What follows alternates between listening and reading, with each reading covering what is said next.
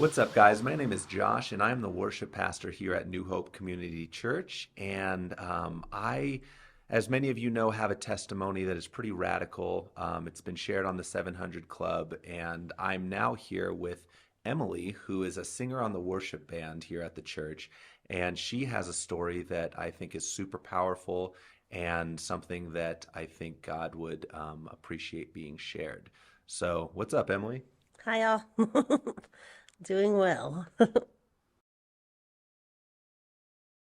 So, Emily, what was it like when you met Jesus? What was your day like? What was happening when you had your Jesus encounter? Well, to me, my life, Jesus has been after me for a long time. So my parents were religious, but they were Mormons. And there's an implement of Jesus in their religion, but it's really not the full message of salvation. So I have known Jesus for a long time, but when I really got to know him, I was in boarding school for bad kids, and I was 13 years old. So I got sent away there. Basically, it was a paid for jail because I was getting in trouble. And my life has had drifted after that. After I got out of boarding school, I went through a lot there, but redrifted away from Jesus, and there was a pretty powerful moment of rededication. And that was just in 2019. So, So, I know for myself, formative years were so crucial to everything that happened afterwards, including Jesus. And I'm really curious about what your early years were like as, starting from a child into your teenage years. Like what did your life look like then? um, well, I feel like I've been alive for 1,000 years, so I was hoping I wouldn't take up too much time today, but I was actually born at home. It was a very back in the day. My mom had a lot of problems with the asthma in the medical system, so she decided to go totally natural medicine, and I was the first kid that she had at home. Mhm. It was in a very small town that just got incorporated, so this was in 1983. I was the very first person documented on the books born in that incorporated town, which is Wow. kind of cool. But it was tiny, so it's in Naples, Utah. We kind of lived out in the middle of nowhere. My dad was kind of a wild guy. He just got out of the Navy, or he just got kicked out of the Navy. Mhm. Well, not necessarily kicked out. They just they didn't give him any honors. Like, all right, you're done, because he did a lot of drinking in there and was pretty wild. And then him and my mom were kind of struggling trying to make it. My mom had been married before, Mhm. twice, and had my two sisters and my older brother. So I have three half siblings. My sister Audra, who was older than me, was the first child she had, or my mom had with my dad. And that was Audra was born in Denver, but then we moved back. We've been moving back and forth from Denver to Utah to Arizona, kind of all over in this little region of 4 states. Mhm. My dad was working on getting his airline mechanics schooling done. So things were tough then, I guess, when I was coming along. My mom already had the three kids, and then my brother, she was dealing with a custody battle with my brother. He was going in between his dad and my mom. And so my dad was still being wild and going out drinking How and did that affect you? well, I wasn't there yet, but this is a story that affected me my whole life because my mom said she was just ready to throw in the towel. Like they were just everything was so bad with them. But then she said when you came along, you had the spirit about you that we just somehow it pulled us back together. Dad started, trying to get back on a right path and do right for the family and she said you would just have us all jumping around like frogs for you because we love to hear you laugh. And I was like, well, that always made me feel good because I'm like, well, early on it did make me feel good though. Me and my mom got into a lot of arguments, and we were hard to we were very hard. I don't know. The how I'm trying to say this. We just did not get along. Oil and And water. yeah, no, I think it was more like water and water. I reminded her a lot of herself. See, my mom had gotten pregnant with her first child when she was 15. Mm. So, and those days, like it just, it had to be really, really hard on her. Just having the stigma, having people, look at you that way, and then just being a kid, raising kids, trying to, I can't even imagine how hard that would be. Do Um, you think that there was a generational pattern passed down from your family line of just dysfunction? um, in a way, my mom was very spiritually oriented, and she was always searching, journaling, doing, she was always studying scripture. She ended up going from several religions, but then got into the Mormon religion, Mhm. which my grandmother was in the Jehovah's Witnesses, and then she switched to Mormonism, and So when Mormonism, so at a young age, when Mormonism was introduced to you, how did that sit with you, and how did that play out in your home life? Because it sounds like that's a big part of oh your yeah. childhood. Well, my mom was very, but this is one thing I wanted to say about Mormonism because I was thinking about it last night.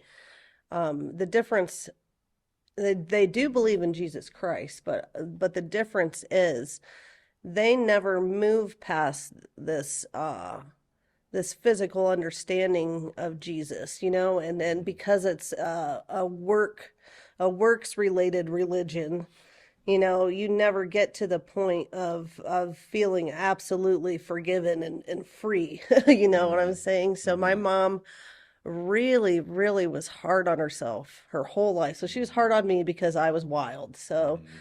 she saw her and me, and she really tried to hedge me in and make a lot of rules and nip things in the bud before they got out of control, so. When you say you were wild within that frame of Mormonism, like what is wild? Because I guess wild is pretty vague. Like how were you specifically wild as a kid? Well, I've always had this rebellious streak in me, or the questioning streak, like I had to find out for myself, uh, anything, like you Mm. can't just tell me, okay, I'm gonna Mm. figure it out, or I want to do it. I didn't like to get told no. And unfortunately, my mom, she had so many kids to look after. It was no all the time because Mhm. that's just less energy. I don't have to Mhm. worry about it. No. But I'm like, Right. but why?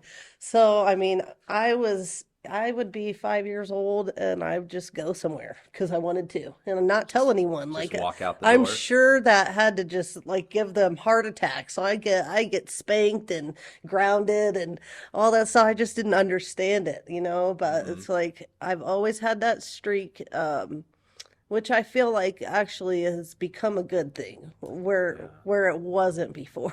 But When did things start to like, I guess, or if they did in your childhood, get dark for you and kind of lead you away from the innocence of a child into what you would consider sin in your life? I think all the time, like, I had, I don't know, some people would call it ADHD or ADD. I felt like it was just having it was kind of like just having this enormous vacuum that you're trying to fill somehow. Like you just can't get enough of something, but you don't even know what it is. Mm. So I was just always not really satisfied. I wanted to do more, have more fun, whatever it was. I didn't know what I was searching for. Mhm. Now I feel like I know that I was searching for God because He's the Mhm. only one that could actually settle me down, Right. honestly. But I didn't know that then. So I loved music. The one thing I remember about Mormon church is singing in the primary choir. I loved that. We had an old piano at our house, and everybody played it. But like my uncle Sahalo taught me how to play the piano, and that's that was kind of my first introduction to an instrument. But I just Right. loved it. I Right. loved it. I picked up Heart and Soul right away. I was only 3 or 4 years old, but Right. um, So it sounds like to me, and correct me if I'm wrong, but it sounds like your childhood had a lot of rules and you broke a lot of those rules, but it was pretty, I guess, pretty level? no. No? All Okay. right. Okay. I was trying to figure out how to segue kind of into that, but we've had a lot of tragedy in our family, like a lot of it. Hmm. My Grammy lives out in Neola, Utah. I just went to go visit her Mm. just recently. You knew that. Well, her and my grandpa had been married for about 30 years. I remember I was 3 years old, so in 1986. I was outside playing in the backyard underneath the big maple tree. Me and Audra were folding up those folding chairs, making little houses out of them. I Hmm. remember everything about that day, and I was so young, which is it's crazy. But my granny was outside gardening. She always had the most beautiful garden when she was able to get around to get it done. Still, like she's great with she has her little greenhouse that she takes care of still at 95, but. Um, she goes running in the house. Her hands are dirty, and she grabs the phone, which had been ringing a long time. And I just heard this scream. And me and Audra right away were just really scared. Audra's my sister. She is 3 years older than me. Hmm. Um, and we found out that my grandpa and my two older sisters, Claire and Sarah, were returning from the pool and Vernal, and along this stretch of highway around the mountain, my grandpa had fell asleep and ran into a cattle truck. So Oh no. um, my sister Claire was in the middle seat. She's who I live with now, and my grandpa was on this side. Well, he didn't make it Mm. immediately, and that's why my granny was so upset. But also, my sister Claire had a really bad head injury, and ended up being in a coma for a couple months. Wow. And then Sarah came out of it pretty unscathed. And I mean that I was so young that I never thought about these things, especially even growing into a teenager. I was kind of a jerk because I never considered, how hard that had to have been for my parents, for my dad. Um, and just having to deal with it. I mean, they were just starting out being a family with these young kids, and then you have these incredible medical bills, just How did that affect you? Like what were did that influence you in a obviously not a positive way, but a negative way, or did it influence you? well, I think a lot of it took my parents' attention away from me. But Hmm. also my grandpa was my buddy. Like Yeah. like he was my buddy. I was his favorite.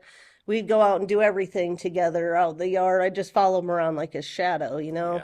And my granny would actually she would just baby Audra because she felt like he was giving too much attention to me as the new baby, Hmm. like I was taking her shine.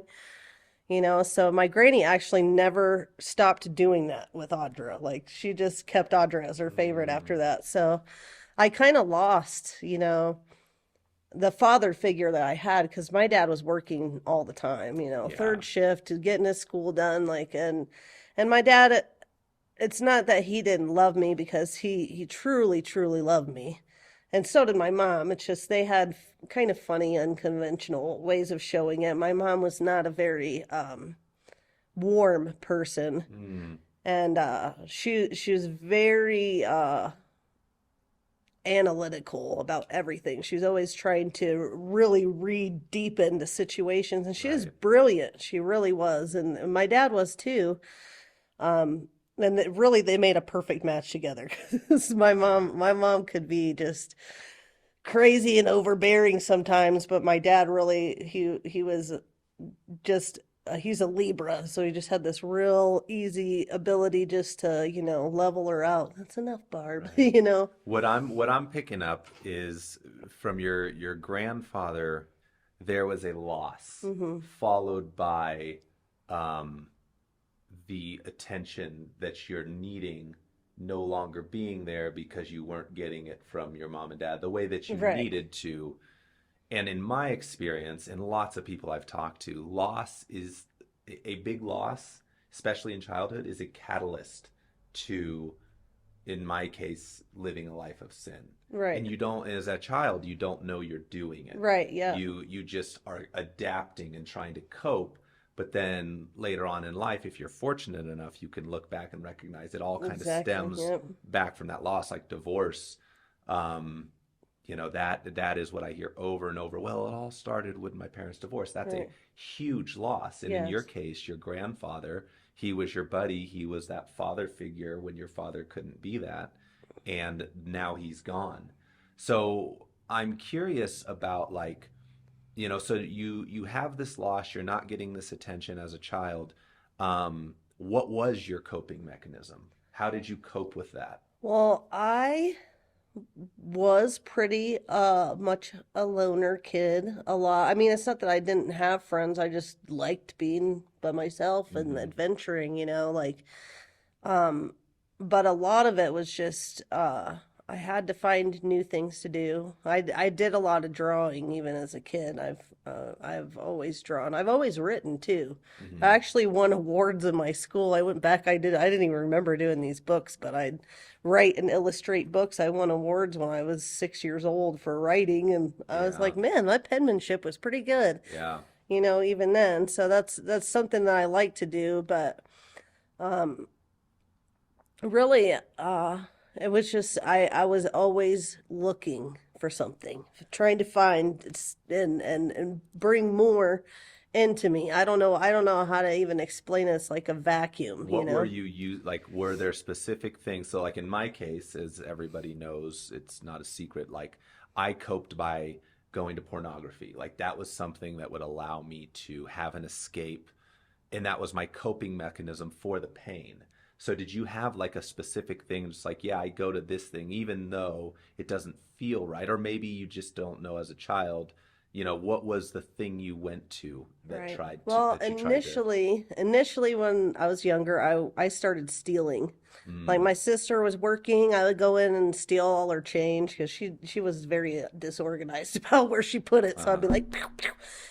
I'd take it, but I would go and I would get Mountain Dew, which we're not allowed to drink caffeine in the Right. Mormon church. So that was kind of like my illicit substance as a kid. I go over to these apartment complexes, buy a couple Mountain Dews, drink them right away, back to back, and then just go home. Like cool.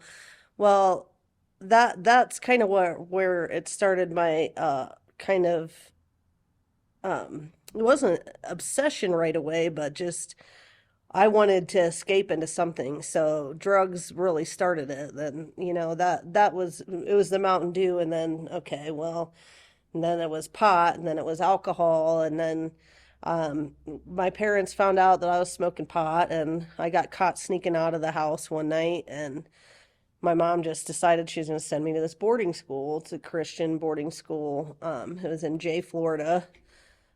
Only my parents were not very nice about it. I ran away when I ran away because the night I got caught, I come around the house and I see all the lights are on because I was gonna just sneak back inside up the antenna ladder into my room. Well, that wasn't gonna work, so I'm just listening, okay? And my mom is she's screaming, she's losing it, saying something about just we're just gonna drop her off in Costa Rica or something. I don't know what she was saying, but I was like, oh my God, I'm in so much trouble and I don't want to go back in there.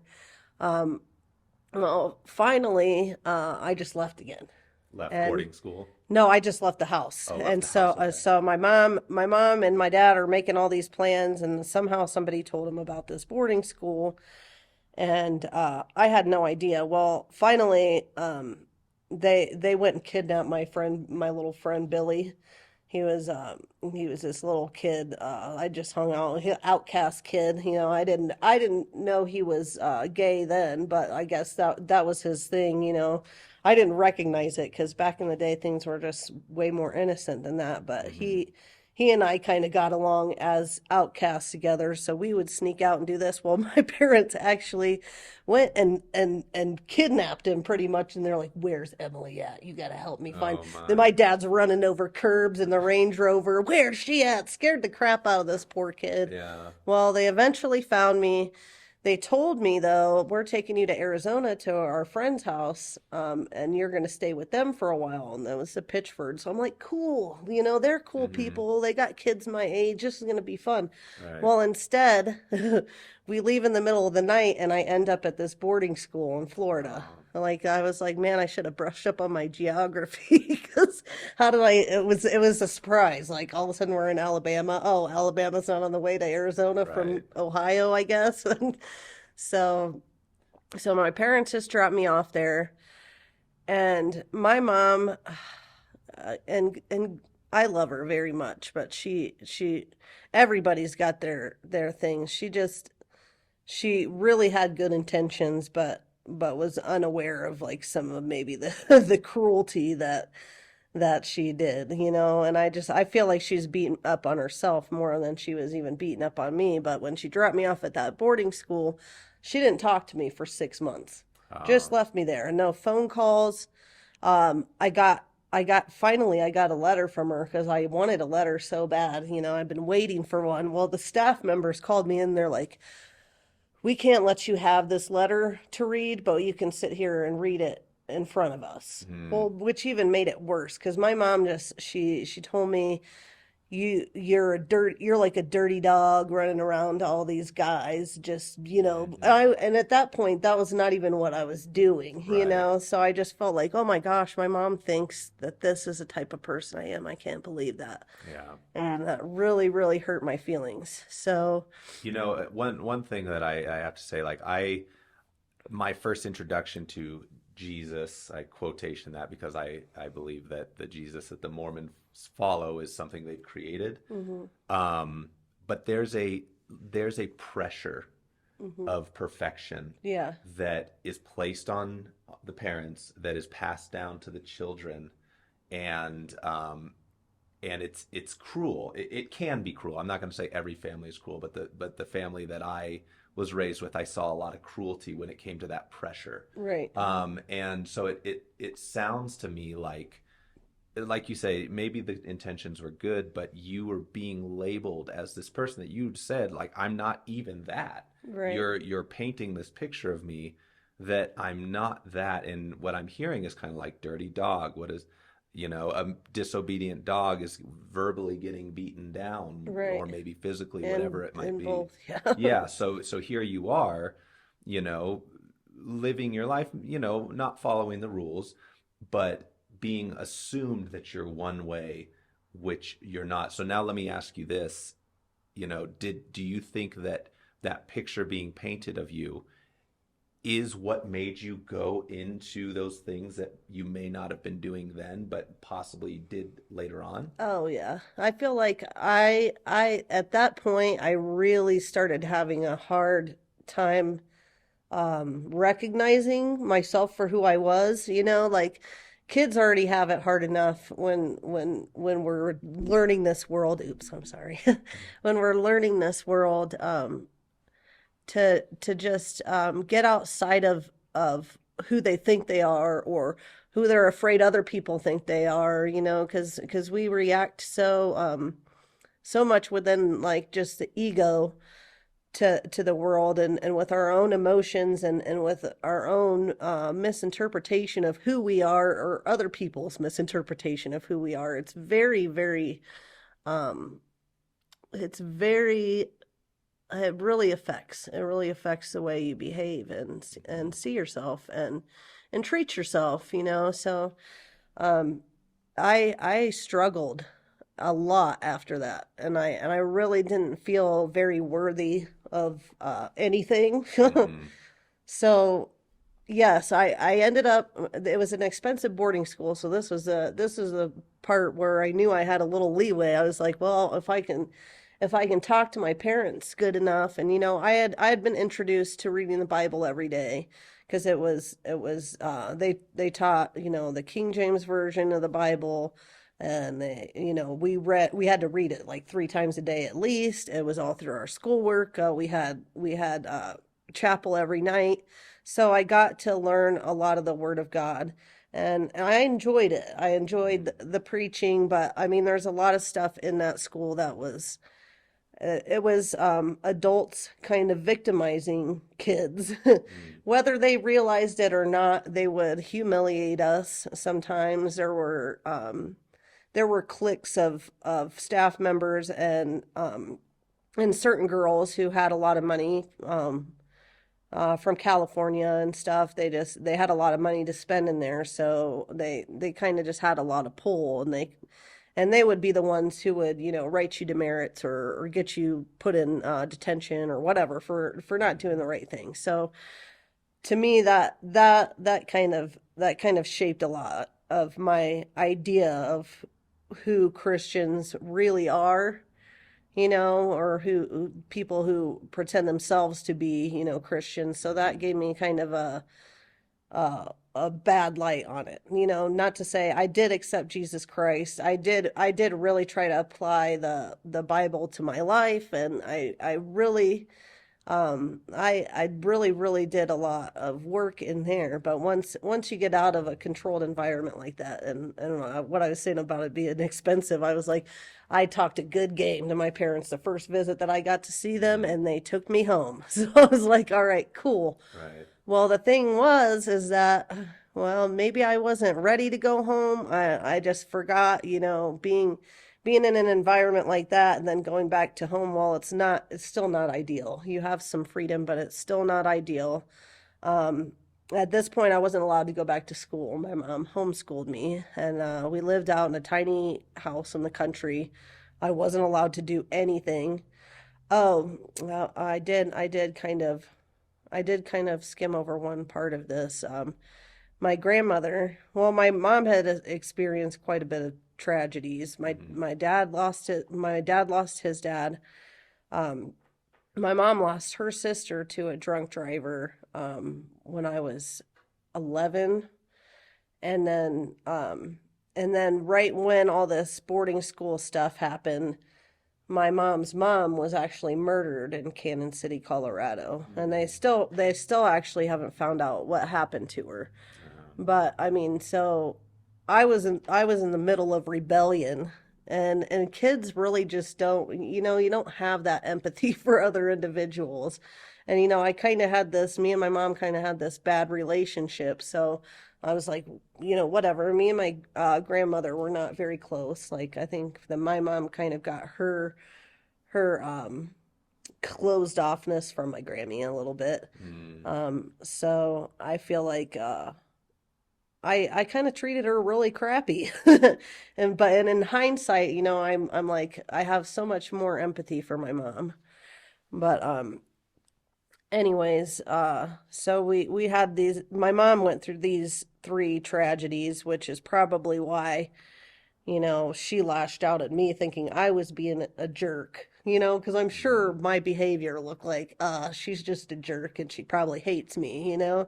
So I probably deserved some of that, but had we both been more like Jesus and able to, be patient and kind to each other, I think like things would have been, so much better between us. But we all got to learn. So hindsight is that. Well, my mom, when she let me come home, and in boarding school you had to wear skirts all the time and pantyhose, she was like not gonna let me wear jeans. I'm like, Mom, I'm not in the school anymore, like that's serious. And she'd crack down and just doing all these crazy rules, and I'm like, oh man, I can't do it. So it didn't take long before I ended up doing something stupid. And let's see, what did I do? Okay, so my sister's husband and her had just moved back from Colorado, and they were renting out our old house. Well, my mom let me stay over there one night. Well, my brother-in-law's brother or half brother, Cato, was staying there. He's 19. I was 15. And like we ended up having a thing happen, right? And I was very young. It was my first experience with any of this. Well, he had a girlfriend and she ended up finding out somehow, and then my whole family turned it around on me. And I was like, but I mean, it was like everybody knew about it. Everybody talked about it. Like I was just this pariah suddenly, and I felt so I just felt so ugly and worthless. Mm-hmm. So this was another reason why I just saw it for that perfect love somewhere. Mm-hmm. I saw it for it in drugs, then it ended up being more about relationships. Um, so I went through a series of bad bad relationships, just trying to make it work with any person. But Yeah. my intention was like I want to give you the perfect love that I want to get. And I would be, well intentioned at doing that and really give a lot of myself. I really did, but it was just to people who weren't the right person. Right. They were imperfect people just like me, but I mean, I was really searching. I feel like now it was for God's love, not for the love of another human. And so I ended up getting pregnant at 19. I had just gotten out of a 2-year relationship with a guy who started beating me. So the next person I saw, I kind of latched onto, which, I mean, there was no thought behind this. It was like desperation. Let me get out of this situation. Well, I got pregnant with Coy, my first son. And so I'm 19 years old. Um, So just before you go into that, let me mm, let me just ask you, would you say that so this love that you weren't getting from home when you finally got out of boarding school after that traumatic experience, where you're being shamed and humiliated or whatever's mhm. happening there, now you're looking for that love to fill is Right. it, and would you say, and so now you're going out and you meet this guy, you get pregnant, and now you have a child, and you would say that that was your attempt to fill that hole. Yes. Yeah. Yeah. Well, I mean, okay. So I did skim over one fact. I got home from boarding school. I got in trouble stealing the Range Rover one night and they sent me back. So, Yeah. in this period of time, it seemed like I missed a couple of years. Well, I ended up going back to the boarding school. So I Mm. was there for another couple of years. Um, so I get out. I was 17 years old. I met this guy because I'm like, I just want to settle down forever. Well, you're 17. Like you haven't really lived any of your life yet. And I felt like I met this guy. He was big into drugs, so he's the one who kind of introduced me to drugs. So what was it about him? Like what inside of you would make you want to go towards somebody who's dealing drugs? Well, I didn't actually know at the time that he was doing drugs, but I just wanted anybody to love me. I think Okay. that's really what it So was, you would have been open to anybody who paid you the attention and Maybe not anybody, but okay. but I mean, I was not giving this like some huge standards. It's not like he was a big losery guy or anything. He had a good family, he had a good Mm. job, he had a good car, he was in college, but I just didn't know that side of it. Well, Mm. he introduced me from only having smoked pot like one time to suddenly I've done every drug there is to do. And With this guy. yeah, within just a couple months. So I had, except for methamphetamine, I didn't do that. Um, no heroin, but like opiate pills and stuff. So So I just want to touch on one thing and tell me if this is correct because I've seen this a lot with people who grew up in the Mormon religion. Do you feel that that strict no, no, no, without warmth, without explanation, um, do you think that was what made you go from smoking pot once under those rules to now you're with this guy and he's opened this whole other world to you and Hmm. you're just going to try everything. Do you think that you would have done that if you weren't raised in that strict Mormon religious environment? Um, no, I don't think I would have, honestly. You know, my mom made things, everything was taboo.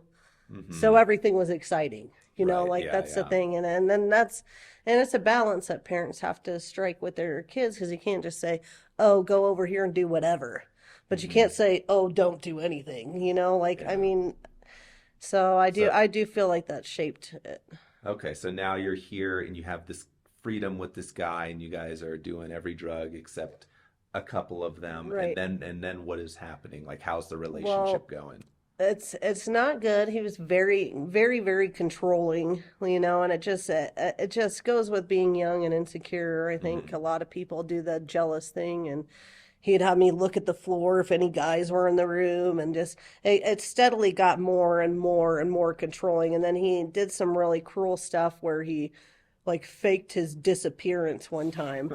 And I'm freaking out. All his friends are freaking out. And like it was just so mean, but I was like, okay, I got to get out of this Do relationship. you think he did that so you would like want him Oh or yeah, yeah. oh So that okay. he just wanted to see everybody be afraid So an or fret for insecurity him. on his part. Yeah, Yeah. yeah. You know, and then he started, you know, he would make a lot of comments about me and say I was doing all kinds of shady stuff, and Were you he doing that stuff? no. So it's No. that thing over Right. again of you Yeah, being it's painted just this picture that you're yeah, not. it's and you know what? I ended up doing some of the stuff after that started, you know, as more of a vindictive move, you know. I Right. was like, well, if I'm going to get called it, I'm just going to do it, you know. Interesting how And that works you out. know, Yeah. and that's the wrong way to go, which I've had to do a lot of I've had to do a lot of work on myself to remove that vindictive bone, you know, but so I'm trying to flee away from this guy. He got to the point where he started physically choking me, punching me. Mm. So I basically but we were living in a house together. We shared a lease, you know. I basically went out and I latched on to my son's father, who he played guitar. He was not like, I don't know, he was not like really, he wasn't even really that attractive to me. I just was like, I need to get out of here, So you know. Coy's father was a quick blip, and then you moved on to this guy. Is that Right, correct? right, Okay. yeah. Well, I mean, not so quick in that we've always had tried to have a relationship Mm, in caring for Coy. right. Um, but we just realized like his dad has some mental stuff going on. His mom, it's a long family thing, Mm, and it's I don't know what I would even call it if it's bipolar or something, but they've had a lot of depression and history of just strangeness. So we had a hard time communicating to each other. And then me being so young, I'm like, oh well, I just went and found this guy and I got pregnant so soon. You know, right. that was not the plan, Right. you know. And I had considered, even because I was so afraid to tell my parents, I considered having an abortion. And I just remember sitting there thinking like I could never ever ever do that. I just Wow. could never do that, you know, no matter what. So I didn't tell my parents I was pregnant until I was about 6 or 7 months along. Yeah. Then I'm like, well, I'm having a baby in 3 months, you know, mom. So um and then I'm sorry. yeah, Personally, I need to congratulate you through yeah, that. So a life of what seemingly chaos, but you kept the child. right, That yeah, I think it deserves, a congratulations, and right. that's a big Yeah, deal. well, I congratulate myself on that too. I congratulate the Holy Spirit for being there and me, you know, not letting me make a decision like that, you know, Right. convicting my heart and I mean that would, oh gosh, that would have torn me apart. So, Me personally, like, I paid for an abortion with a girl, and like it will never go away. The hole will never go away. And looking at my own children now, like that would be the worst possible thing other than my wife taking away from me and like so and I really mean that like you have this child. I'm sure at this point you couldn't imagine not having them, no, no. so anyways, Yeah, go on. I'm sorry. All right, and I'm sorry if this ends up being kind of long, but my I've just had such a crazy life, and like when I said I feel like I've been alive for 1,000 years, I really do. So Koi is born. I'm trying to work it out with Sean, but he's very cold. We worked at the same place, but he went and just changed his hours, so I never saw him. I worked second shift, he worked third shift. So when I was home, he was sleeping. Like we never saw each other. I just felt like that's really rude. Like I don't know if he hates me or what, Hmm. So that fell apart pretty quickly. Um, but then I didn't know what to do with myself.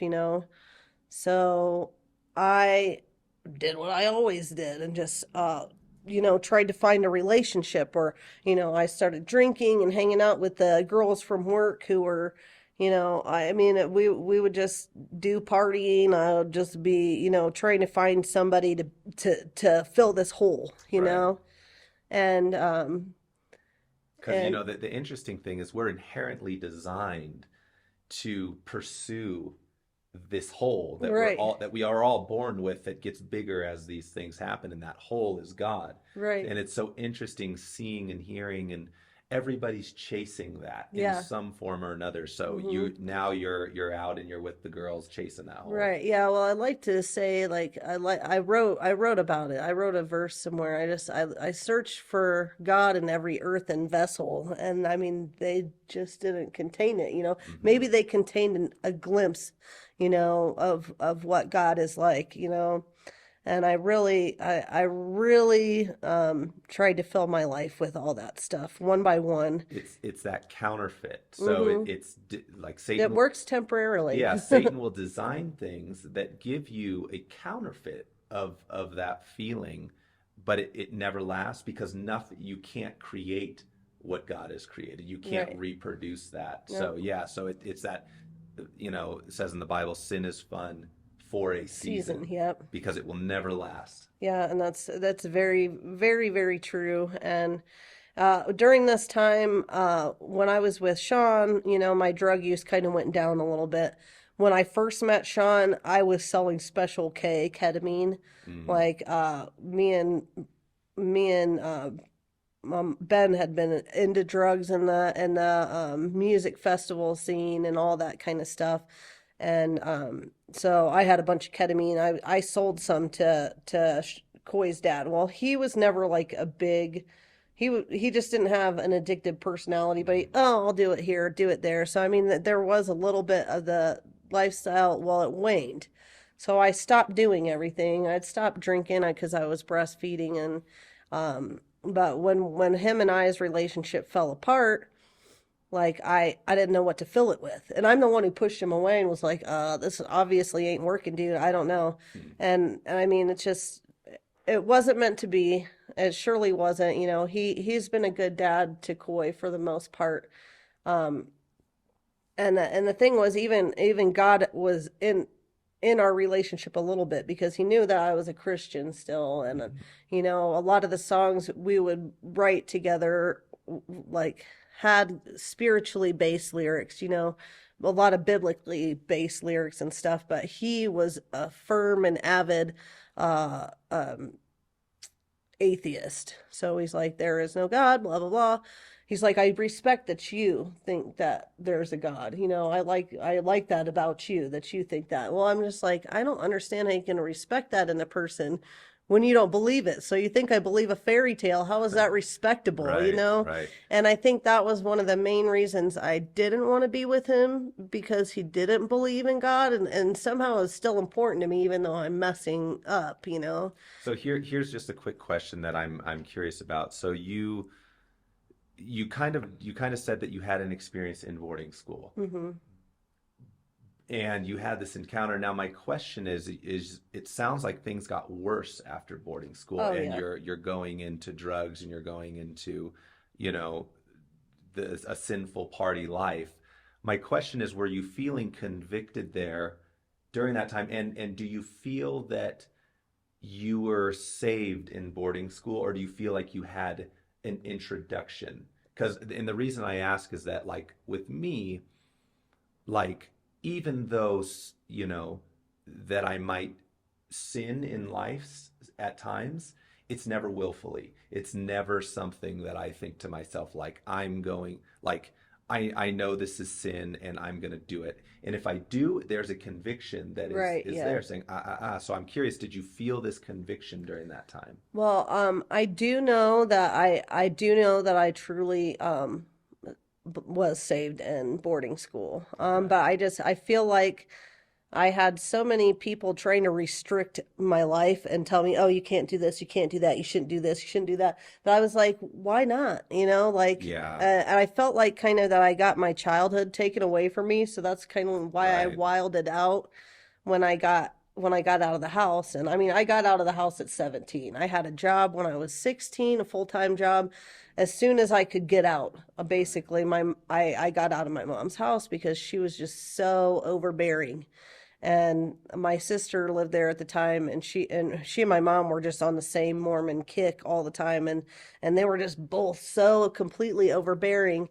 And it was I couldn't stand it. I just felt like I was being limited and what I could do or what and I didn't even know what I wanted to do, but I wasn't allowed to do it. Here's one thing too. So I'm assuming church wasn't in the picture, like a body of believers surrounding you. Would you? Right. And Okay. I had to go to my mom's church. So a Mormon So you church. were still going to the Mormon church Yeah, during this time. because Okay. not until when I left the house, I stopped going to church.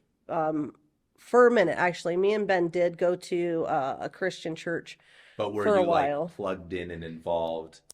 Were No. you learning, or were you being shaped there? I guess is the question. Well, I was being shaped. I was taking things in, but really I was convicted about my lifestyle. Mm, I really was. And so that kind of separated me from wanting to be around the I people. get it. No, I totally get And that. and so I totally empathize with people who are like, "Oh, yeah, I don't go to church. You don't need church." And I said for many years like church isn't a building, or God or Jesus Christ is not a building, or God is not a building. Hmm. Like, so I had an aversion to ever go to church, and I didn't for about 20 years. So, Yeah, because um, like with me, I know, and with other people, like the shaping doesn't start happening until you're plugged in. Like right, you can know Jesus, but and you can learn through the Bible, but it goes back to that. Um, we're called to fellowship for a reason to stay right, strong. So, and I'm only asking because I'm curious, um, of what was going on during that time with you now having Jesus in your being, and but still living this right. lifestyle and things like that. I felt like an outsider among church people, Mm, and it was because I knew what I was doing was wrong, but I didn't want it to be wrong. So that makes I was sense. making excuses as to, oh, well, I'm not doing it like this person is, or I'm not doing it like that person is. So I've had many a times where I've stopped myself, gotten clean, gotten sober. A lot of it was, when I got pregnant, I stopped everything, Hmm. because that's another person in me. It wasn't my choice anymore, just my choice to do something. So I didn't do, I didn't do anything with Coy initially. When I got pregnant with his brother, it was kind of a different story. But anyways, so me and Sean had split up. I started dating this guy who was just incapable of love, So it was you one know. guy after another type deal. Yeah, Okay. well, I would go from one relationship and just, oh, you'll do, like I wanted that love so bad. So I started dating this guy. He was a little bit younger than me. He had a major drug problem. Like at that point, I wasn't really doing drugs. I'd just drink sometimes. Right. And he ended up getting me back into drugs, but this time it was opiates. And Oh. so that was a whole start of just like, oh no. So he was over at my house one evening, and we both worked at the same place, but he was off. And usually I had my sister babysit, but just the stars aligned that my backup babysitter sitter and my sister were both busy. Well, I couldn't lose my job, so I went to work, put the baby to bed. I worked at night time, so I put him to bed in his crib, went to work. About 1 o'clock, I get a phone call. Koi got hurt. Okay, so my boyfriend brings him to me, and it's cold outside. He was freaking out. He had cut his eye because he pulled this table down on himself. Oh. Now everybody was like, "Oh, do you think he hit the baby?" Blah blah blah. No, I really don't think that Dustin hit the baby. Hmm. But I had put him in bed, and Dustin said, "Well, he was up and he was crying, so I laid down with him on your bed."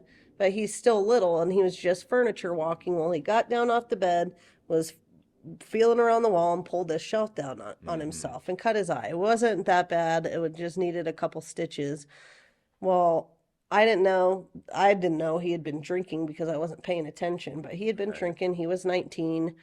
He wasn't old enough to drink. And when we took him into the hospital to get him checked out, they sent in Job and Family Services right away. And the lady was grilling me, grilling him, you know, he just ends up walking out the back door and leaving, going back to my house. Well, they went back there trying to find him, is what they said, and they ended Right. up entering my house. Not even like it was kind of an illegal entry, but Hmm. you can't do anything about it with Job and Family Services because they weren't charging me with the crime.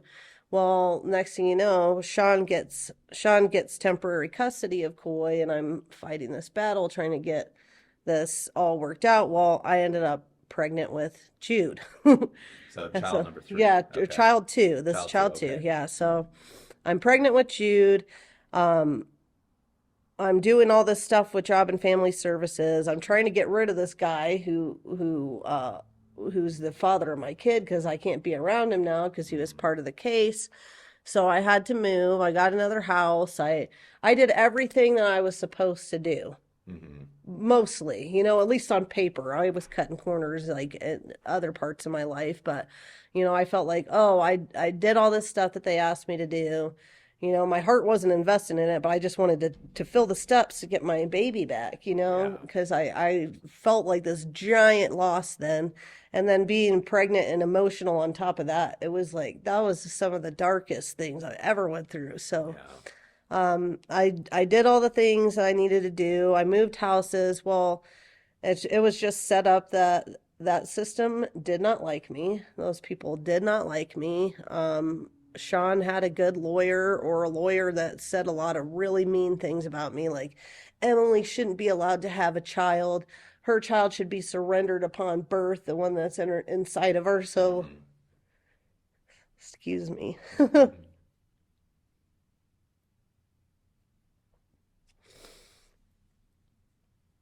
Those are harsh words to say Yeah. and to receive. I can understand And that. so after all of it, the people were trying to reassure me, oh, they usually give custody to the mom anyways, blah, blah, blah. No, that's not how it worked in this county. They Hmm. they took him away, gave him to his dad, and Sean, being the person he is, he did lord it over me.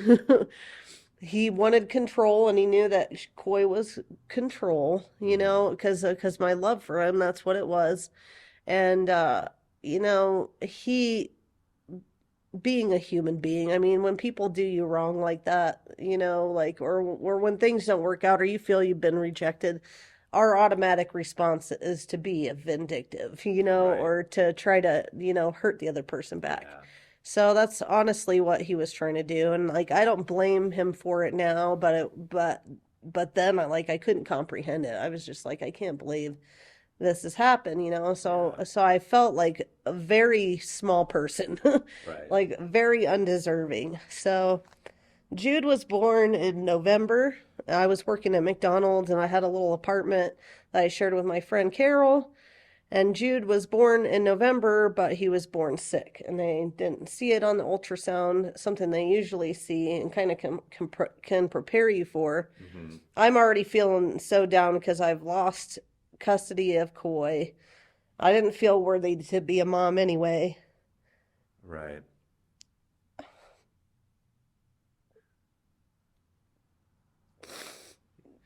So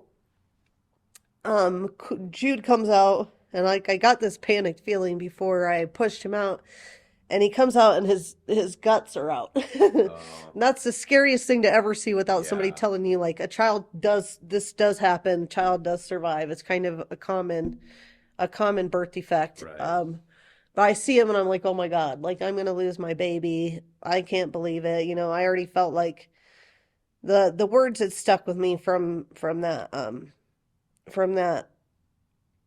woman who the woman lawyer who decided to say, I don't deserve this kid anyways.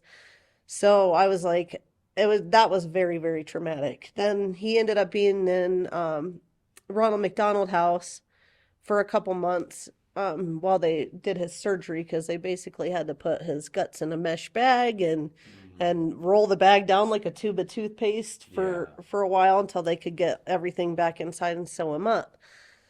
Um, so I'm living in Ronald McDonald House kind of by myself. Um, I felt super, super alone right then, but I mean, I got a lot of time to spend with Jude. Yeah. I would sit there and hold him and read. And, um, well, I couldn't hold him for 3 weeks because he just, there was no way. But after his surgery got done, I would just sit and hold him and read. But I mean, I was still feeling just so alone. And I was involved with another kind of long distance relationship with a guy that was just he didn't want me because I had kids, but like it just made me feel like, which I think is so terrible in our society. A lot of people look at somebody having children as a bad thing or something, or something that's going to hold you down, and so When you live in a world to where, if you don't have God, you're just inherently selfish, right, yeah, and so it's what can this person do for me? And like you said it yourself, like, oh, kids hold me down, or you could look at it as, you know, every child needs a father figure, right. and things like that. So yeah, it goes back to like, if you don't know God, you're going to choose your flesh. So, looking at what you've explained so far, it sounds like, you were born into a family that, good intentions, but was putting you into this box that made it to where you could not be free as a child. You got all these rules, you can't do anything, everything is taboo that you're, naturally curious about. You go through boarding school and you have an encounter with Jesus there.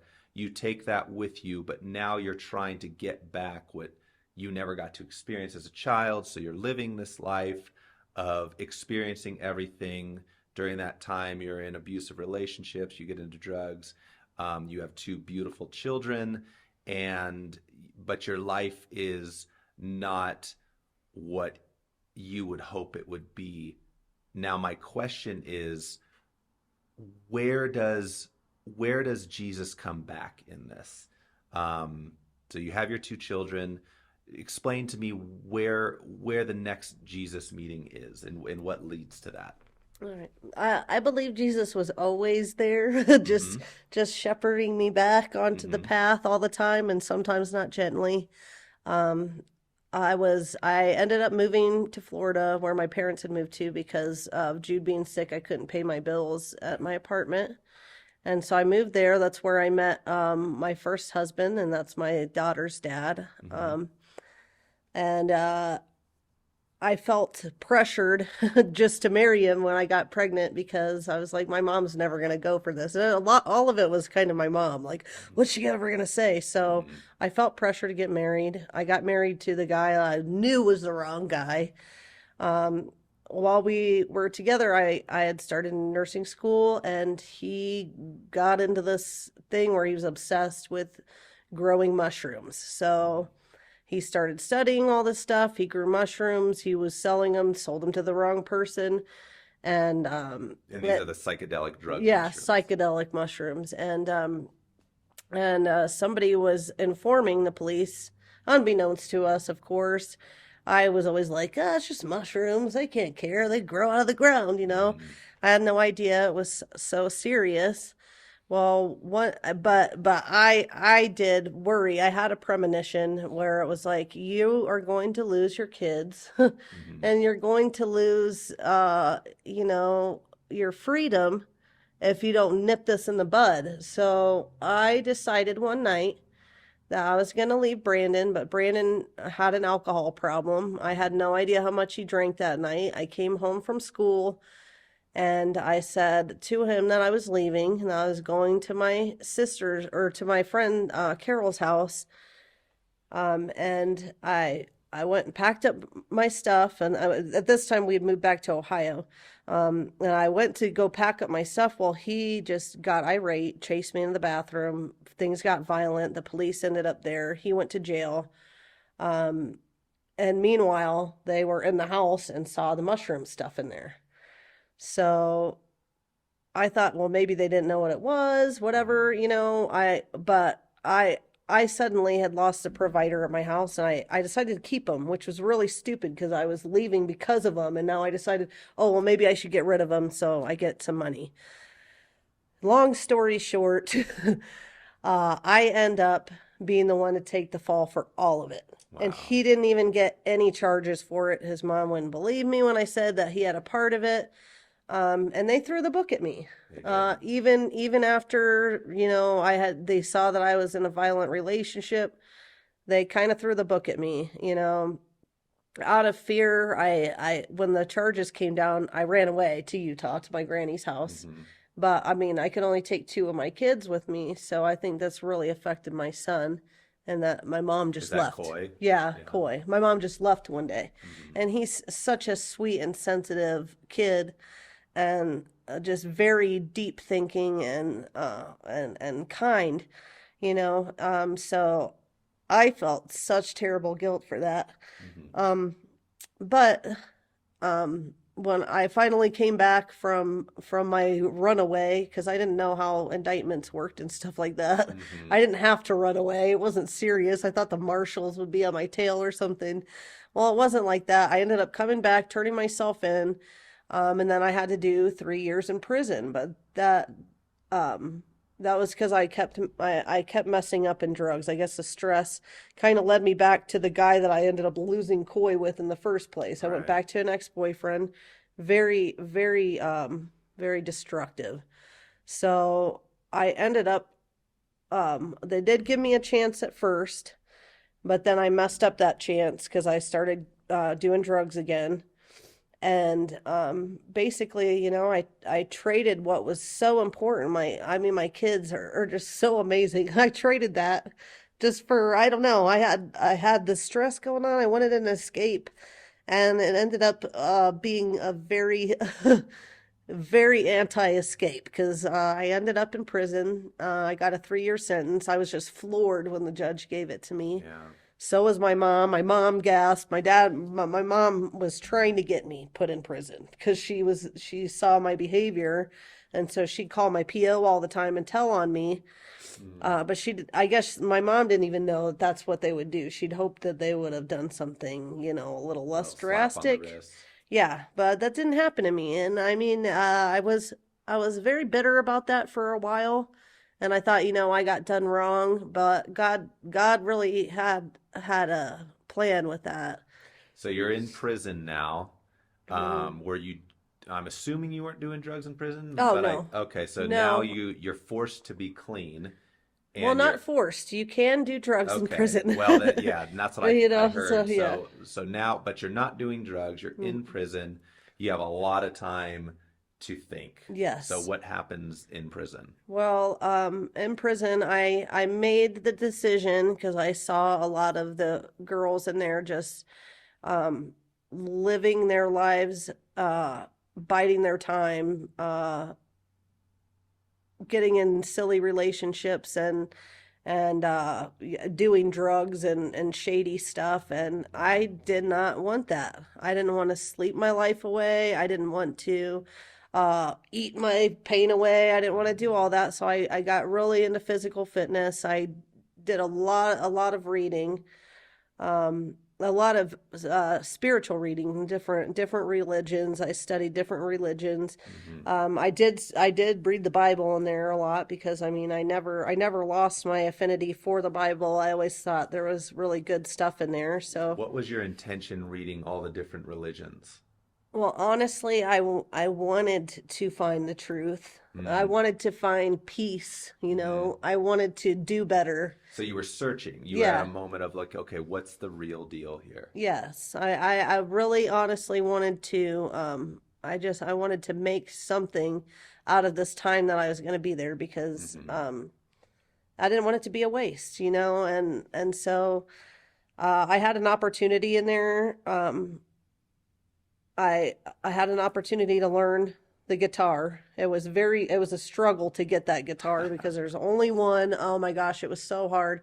I broke strings a few times because they didn't have a tuner and like Yeah. getting a new string was just oh, it was such a headache, but everything was around, okay, I want to practice. I want to learn the guitar. I want to do this, you know. And I spent a lot of time by myself doing that. Hmm. And that's where my passion for music kind of and writing more developed. Um, uh, but a lot of it was spiritual. There's a lot of bad things that went on in there for a women's prison. You're in with everybody, like murderers, Yeah. bad people who have done really terrible things. And in prison, there's a hierarchy, and the ones who've been in longer, like lifers, they know what it is and they know how to work the system there. Well, they offered me a job working in the art guild, and this is just around a bunch of people who've all killed somebody pretty much or been involved in a plot to kill. Hmm. Lifers, they've all done really terrible things. So they offered me this, and that really for somebody temporally or for things or for status or whatever, that would have been probably a good move for me to make, but I told him no. I turned it down. Anybody would have in there probably would have been like, "Oh yeah, I'll do it." Because you get to live in the swankier quarters, have a private room, nice showers, lax guards who let you do whatever. Well, I told him no. I said I'm not comfortable, and really, I the spirit in there was so dark that I didn't do it, and I So, went so basically trying to keep you in like, hey, here's another opportunity right, for yeah, you to choose this temporary sin that's yeah. great for a season. And all the people in that dorm, it was called Lincoln. That was the dorm it was called, and they were into witchcraft and a lot of Mm. pagan religion stuff, and they were not good people, you know. So, Explain to me, so you have this option, hmm but obviously you took another option. So explain to me like, was there a moment to where you're like, okay, that's it. I'm giving my life to Jesus fully this time. Was there a moment, and what happened there? Or was it something that well, just gradually? even then it was gradually, but I think God, I was always seeking his face, you know, and for a while I talked myself into thinking, well, maybe Jesus was just a real righteous dude and a prophet, and maybe he wasn't the son of God, but he said a lot of good things. Well, you Mhm. know, I forgot a lot of the stories I read, and I don't know if it's just Satan wants to make you forget that kind of stuff. I If forgot, you're not pursuing yeah, God, like other things are filling yeah, that. I forgot the words of Jesus, like, and just how important um his sacrifice was, you know, like we and you know people want to muddle that up just because they want to have their sin too.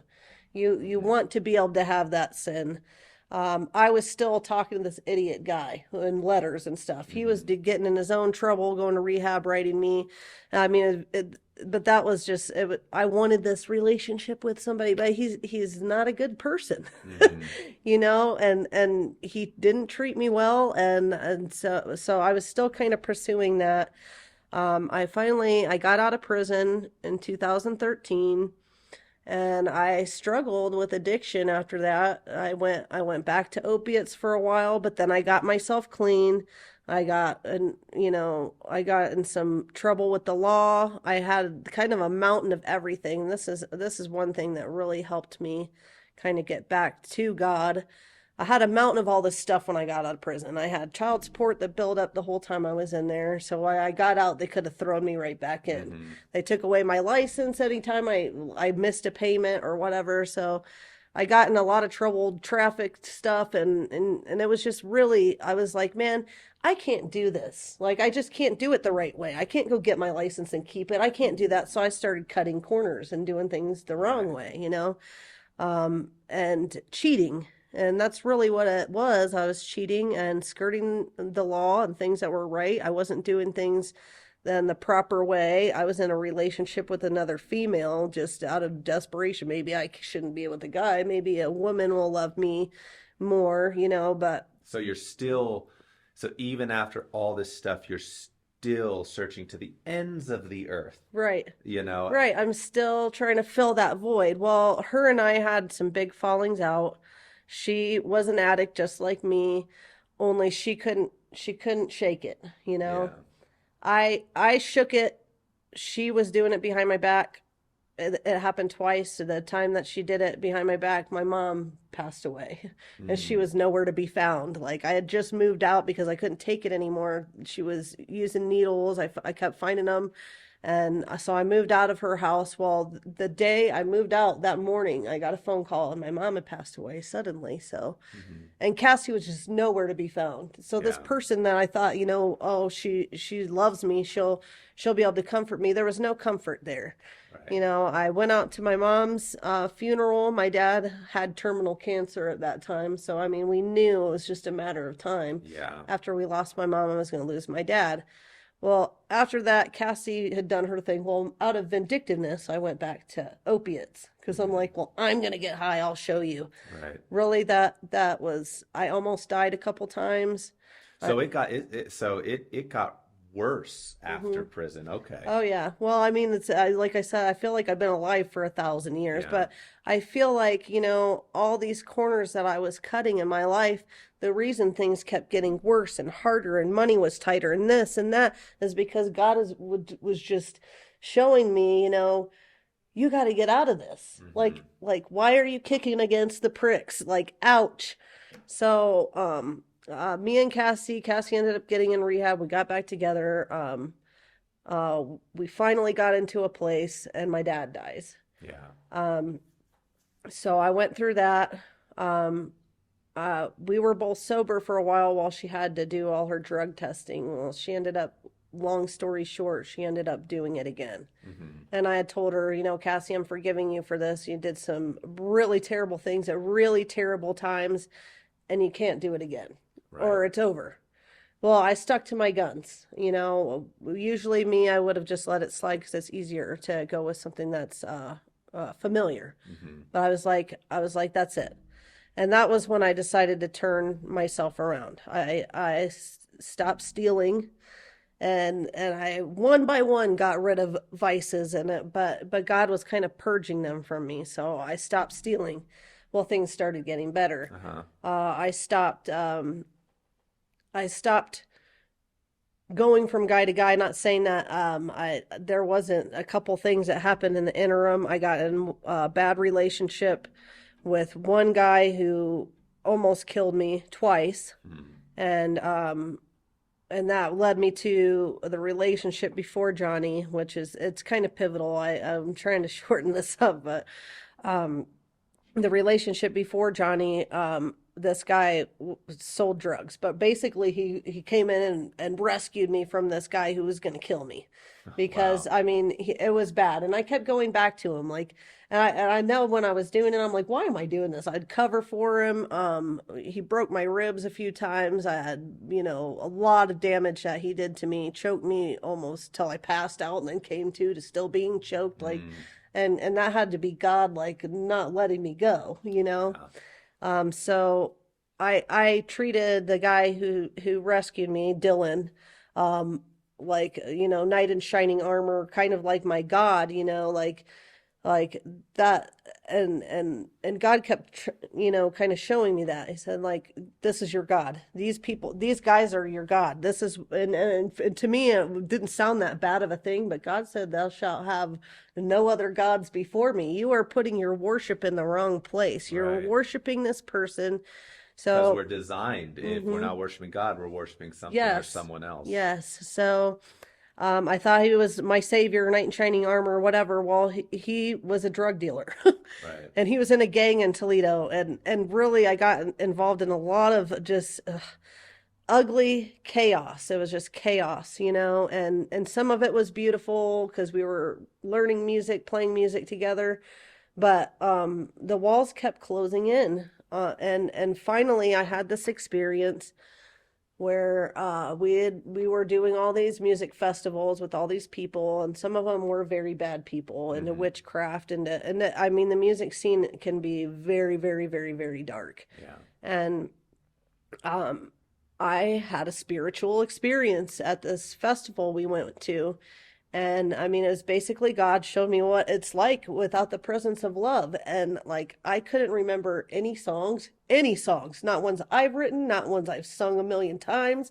The only song I could remember was This Little Light of Mine. I could only remember two lines of it. I couldn't Mm. even remember the whole song. And I was like, I had this experience. I felt like I was going to die. And I was trying to get Dylan to help me.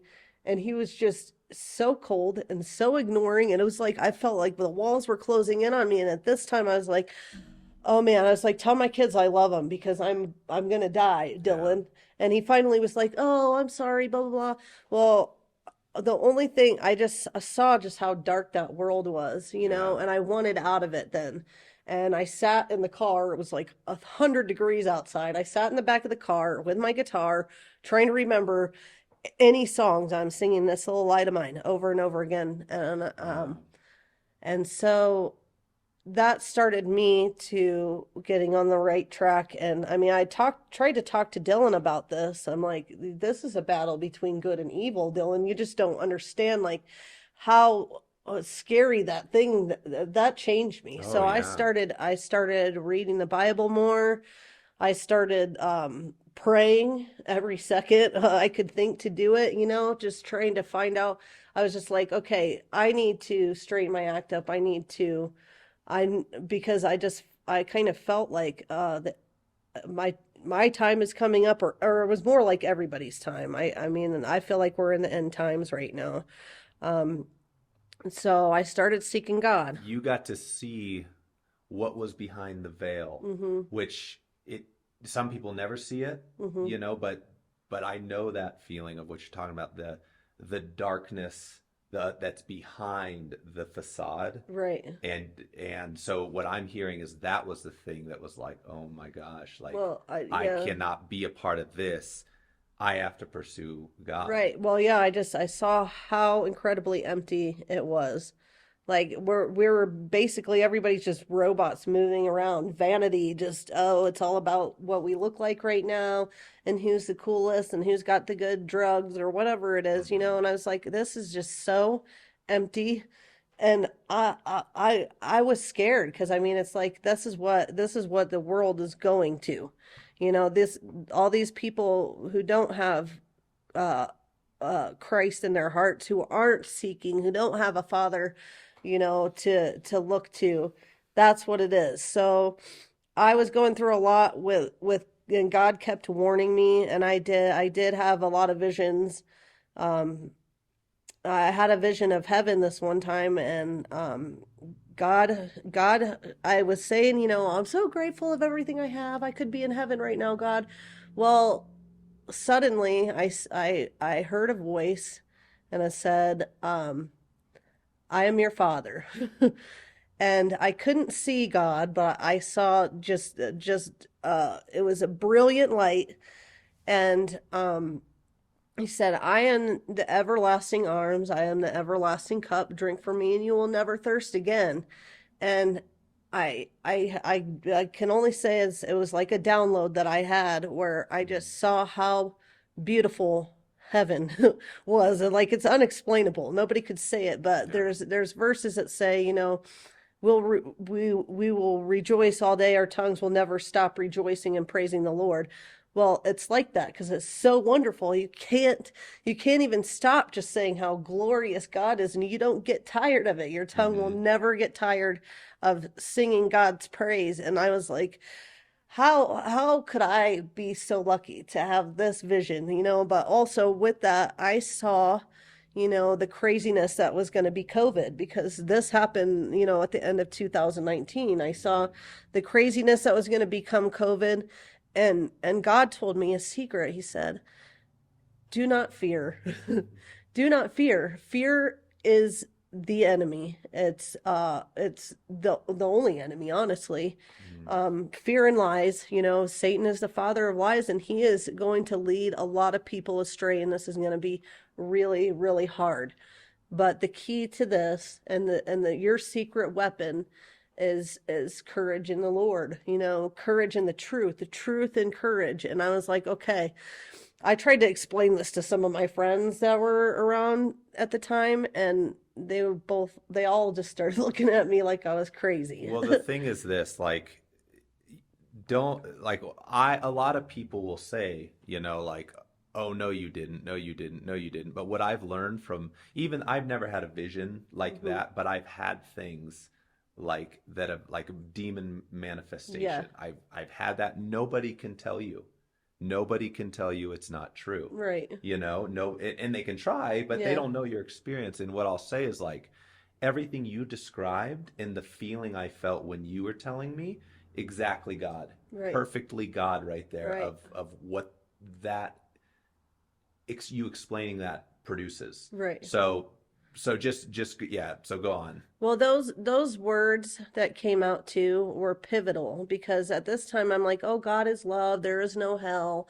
Like, why would God ever punish people for this or for something little like lying? Like, that's just not It goes right. back to that selfishness of, why do you think that you have a higher opinion of this? Right. Because ultimately, it's, if it were me keeping in my sin, I'm walking myself to hell while God's trying to Right. produce this. Yeah. Hey, come He's this way. putting this stuff in your Yeah, path, and it yeah, goes back to that selfishness of like, as if you are, if as if somebody else can decide what is just and not, and what is not. right, right. Well, honestly, and then I remembered the words, and I remember they were biblical. I'm like, and that experience was so real to me. I'm like, that God is the everlasting cup. Jesus is the everlasting cup.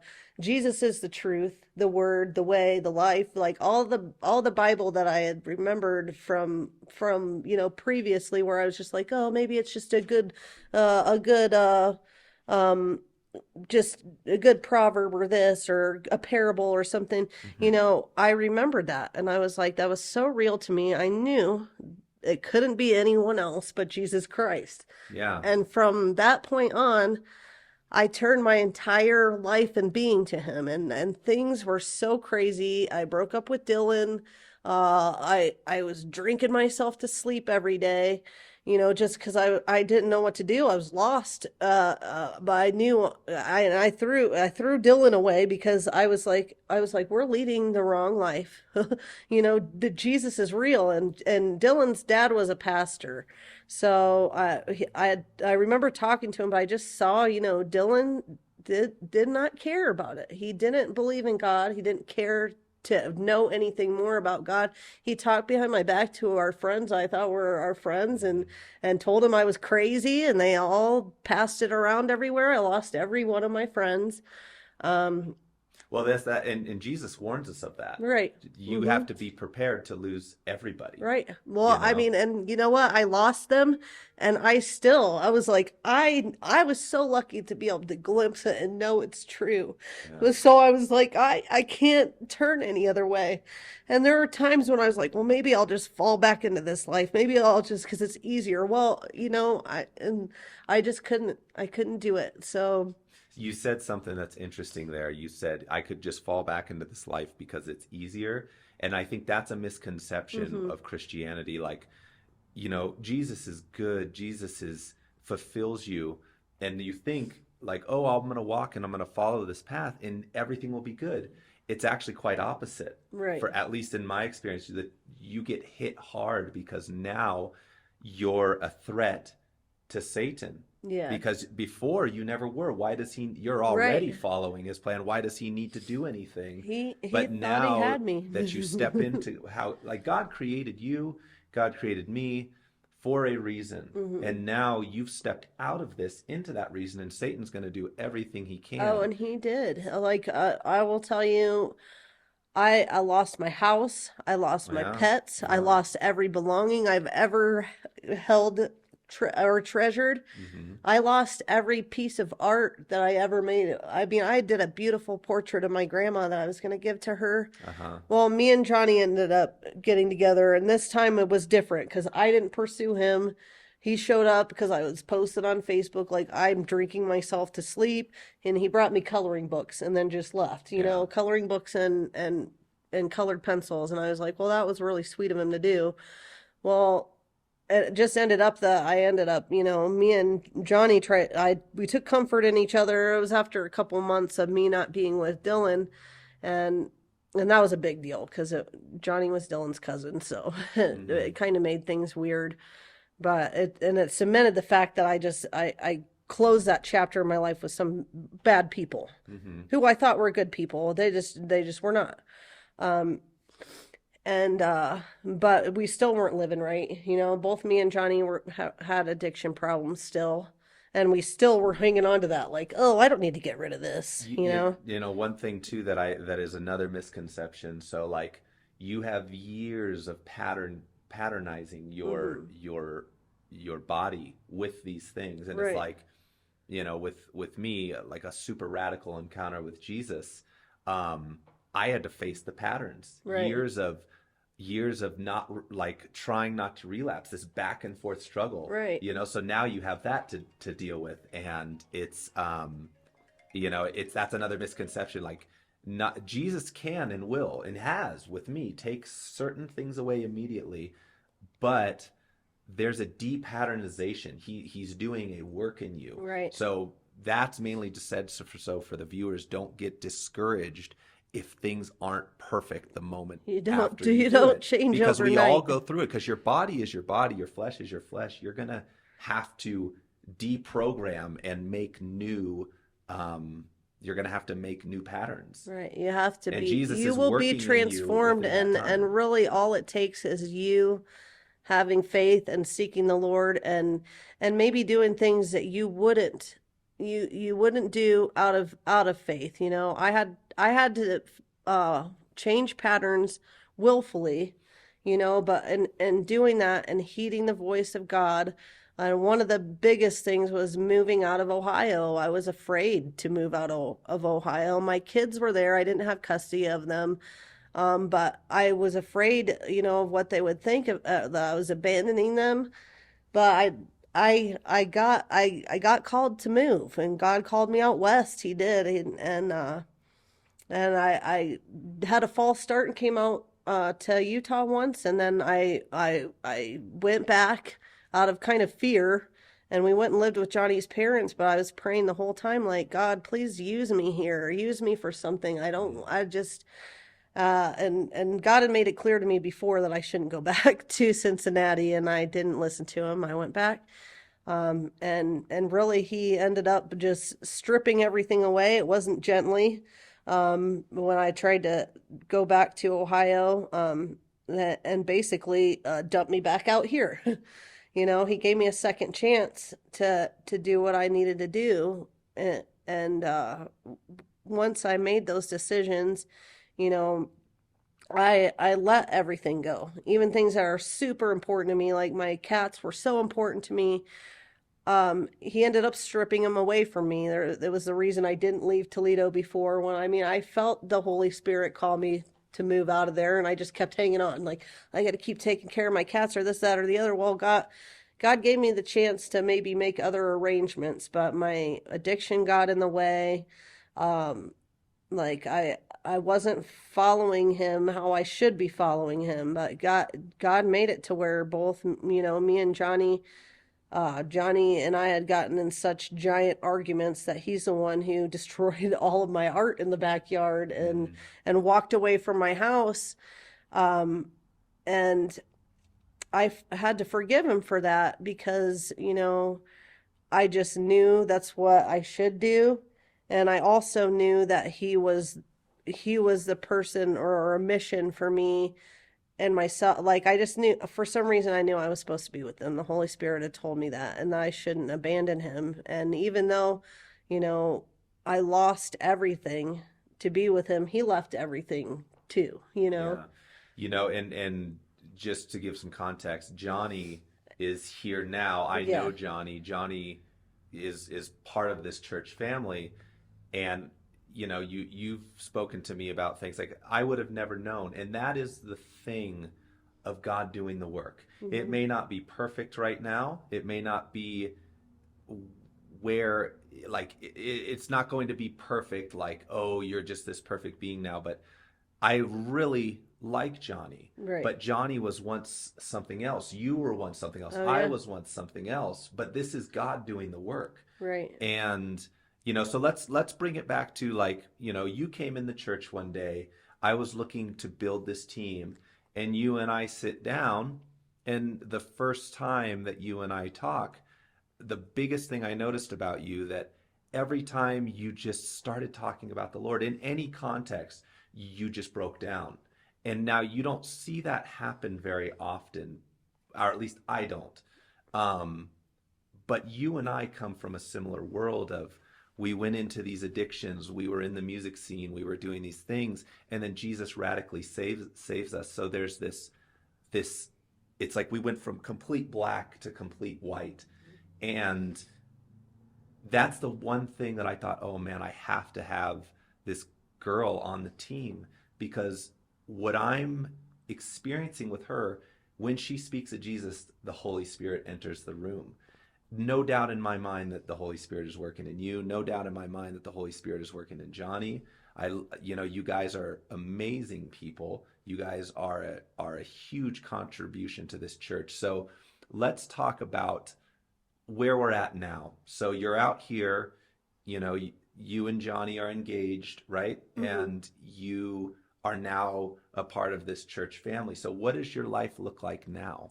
Well, it's it's incomprehensible how much better it is. Like, I mean, uh, it went from being homeless, sleeping in our hammock and Mm, cuts in Toledo, to now we have a truck, we have a house that we share with my sister.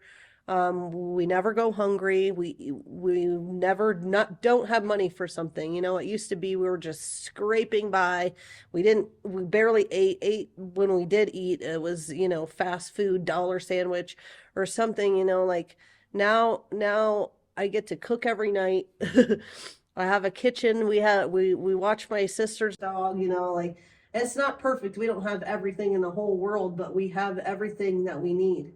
When I was in so much fear before, like, oh, what if I run out of this, or I'm, just uncertainty, fear and uncertainty of what the future is going to hold, and doing it all on your own, that's very very hard to do, yeah. and the thing is that I can't even explain how God got us from where we were, you know, where we were sleeping in our hammock, and not being able to take a bath, go jumping couch to couch or whatever, living that kind of life, to just bringing us here. It really is amazing.